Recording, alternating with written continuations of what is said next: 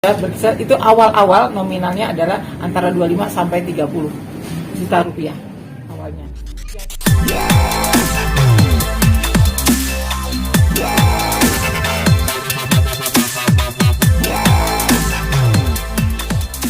Sikap kami, karena itu ketika kami diminta oleh Ibu Agustin dan teman-temannya untuk membantu bagaimana supaya uang yang sudah diinvestasikan kepada Oli dan Raf ini bisa kembali, maka kita nggak usah tawar-menawar, yuk siap lah gitu ya. Itu yang kami perlu sampaikan, bahwa murni kita belain Ibu Agustin dan kawan-kawannya tanpa dapat bayaran apapun. Demi Allah ya. Yang pasti adalah bahwa perkara ini jadi penting untuk menjadi atensi pemerintah, terutama pihak polisian, bahwa adanya suatu tipu gelap, dugaan tipu gelap dan pemalsuan surat dengan cara sistematis, sangat rapih ya, sangat terstruktur, di mana para korban itu menjadi yakin untuk memberikan uangnya, karena setelah uang itu diserahkan kepada Oli, maka Oli itu memberikan SK pengangkatan CPNS lengkap dengan NIP, nomor induk pegawai, dan TMT, artinya tanggal mulai melakukan pekerjaan. Di situ jelas disebutkan golongannya, jabatannya, termasuk di bagian apa ya. Nah, itu yang membuat kami bilang bahwa Oli dan Raf ini sinting gitu ya, karena berani membuat surat bodong ya dengan lambang Garuda di atasnya dan kop BKN, Badan Kepegawaian Nasional, dengan tantangan dari kepala BKN. Nah, itu sebagai buka ya, bahwa kami saat buat laporan di Polda Metro Jaya, kami minta kepada pihak polisi untuk tolong ini menjadi perhatian ya, karena hampir jarang ya seorang yang diduga melakukan penipuan itu berani menggunakan lambang Garuda dan kopi surat. Terus terang, Oli adalah mantan murid saya waktu di SMA. Setelah dia lulus dari SMA, saya sudah lama tidak bertemu, dan kira-kira baru di tahun dia lulus kurang lebih antara tahun 2009 ya. Kemudian saya baru dihubungi lagi pada tahun 2019 akhir ya, menelpon saya. Singkat cerita, malam hari dia chat saya menawarkan untuk CPNS, ini bukti chat ya. Bu dan ya. Bukti chat yang disampaikan Oli ke saya. Ya.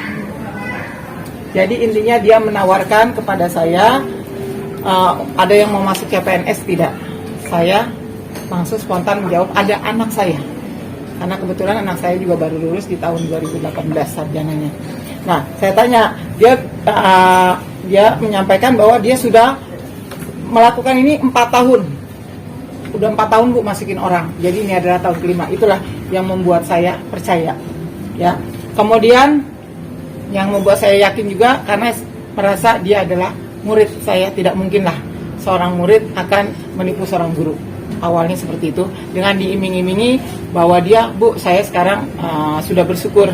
Bahkan dia menyampaikan kepada saya mungkin adalah murid yang peduli, yang masih care kepada gurunya ya setelah sukses. Tidak seperti murid-murid yang lain yang tidak peduli sama gurunya setelah dia sukses. Itulah yang memotivasi saya. Dia mengiming-imingi seperti itu, seolah dia mau membalas budinya kepada saya. Itu.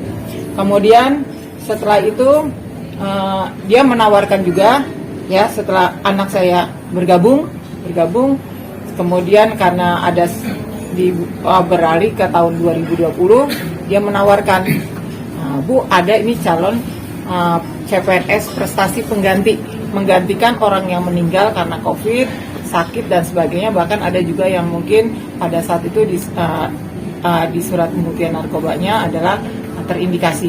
Nah, disitulah mulai.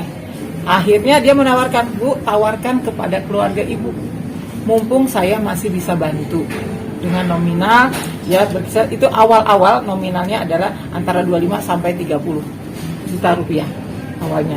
Jadi saya karena saking percayanya dengan Olive tadi, akhirnya saya membawa keluarga saya sendiri, anak saya, keponakan saya, sepupu saya, keponakan dari suami saya, jumlahnya kurang lebih 16 orang, ya. Jadi seperti itu. Dan Olive juga menjanjikan ya selalu memberi supaya kita percaya sama dia. Dia bahkan menyampaikan bahwa, Bu, saya baru beli rumah baru yang ditempati sebagai kantor itu yang di Kemang 5. Dia bilang bahwa itu baru beli 40 miliar.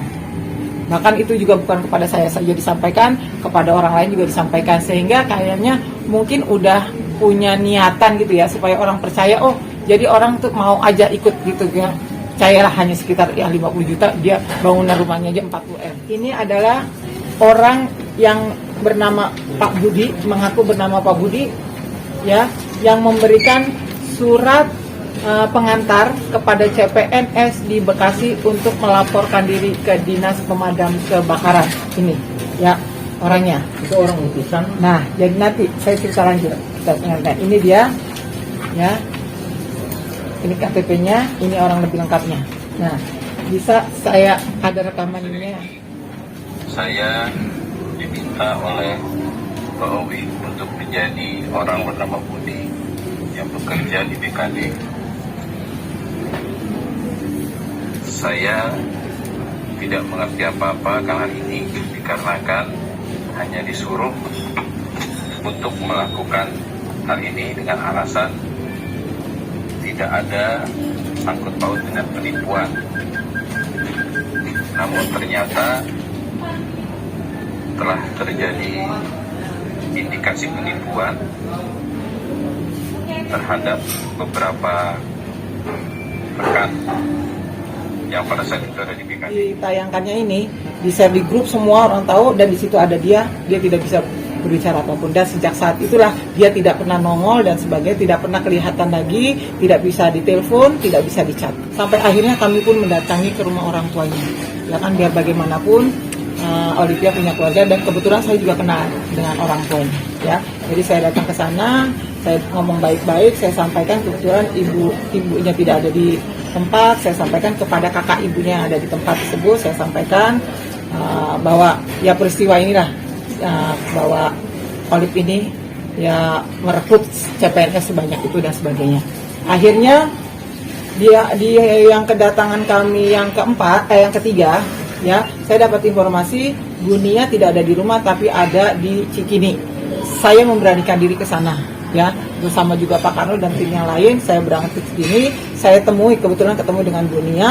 Jadi baru saat itulah saya bisa bicara dengan Bunia tatap muka langsung. Saya sampaikan, maaf Bunia, bukan maksud saya tidak sopan menjaga Bunia lagi ada di sini, karena saya sudah 3 kali ke rumah ibu tidak bisa bertemu dengan ibu. Saya sampaikan tujuan saya adalah ini, sekali lagi saya sampaikan bahwa Olivia sudah merekrut CPNS kurang lebih pada saat itu 300-an orang, ya, dengan nominal. Saya sampaikan kalau kita rata-rata saja, kalau seandainya 51 orang, kalau dikali 300 sudah 15 M. Ya, itu saya pun ya mungkin masih bisa lebih karena banyak juga yang saya tidak tahu gitu, karena langsung membayar nominalnya ke beliau. Jadi saya sampaikan baik-baik, terus ibu Nianya menjawab, Bu Titin, maaf, Olive itu sudah menikah, jadi bukan menjadi tanggung jawab saya lagi. Itu jawaban dari Ibu Nia, bilang gitu.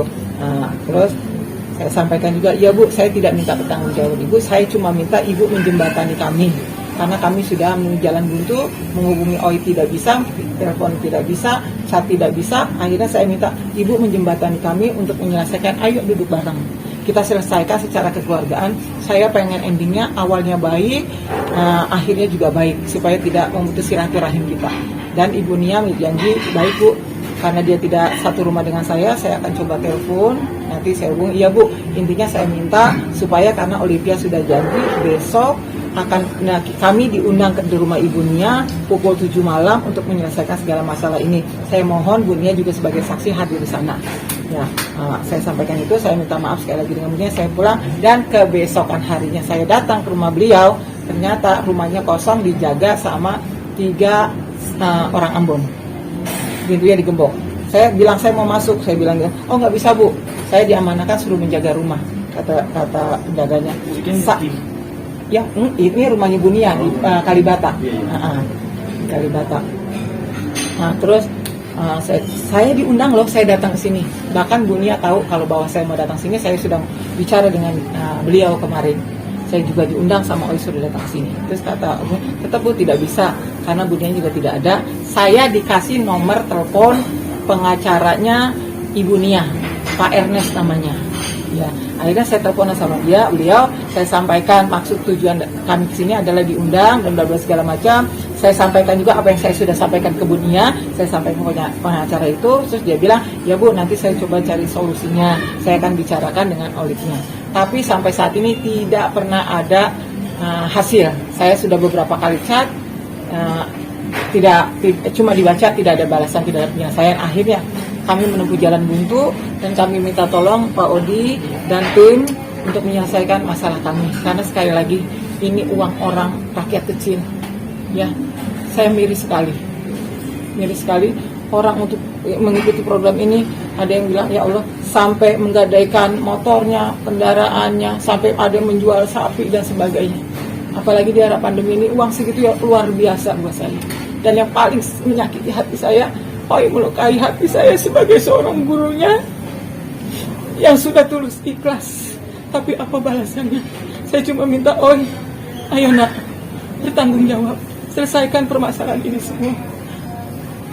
Selesaikan, ini menjadi tanggung jawab dunia dan akhirat.